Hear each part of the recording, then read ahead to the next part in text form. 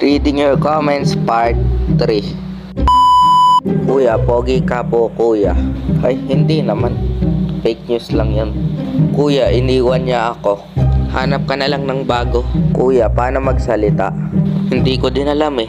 Kuya, ba't di mo ako pinapansin? Unfollow kita dyan eh. Ay sa'yo. Kuya, nag-aaral ka po? Sim, nag-aaral pa ako. Kuya, base reveal kapag mag-abot ng 100k followers ka na please po. Ang tanong, aabot ba? Kuya, yung pusa namin tumatahol. Wala kayong pusa namin nagsasalita. Kuya, pinindot ng multo yung like and follow. Adi astig ng multo. Kuya, bakit magkamukha ang kambal? Bakit mo sa akin tinatanong? Kuya, paano mag-comment? Hindi ko din alam eh.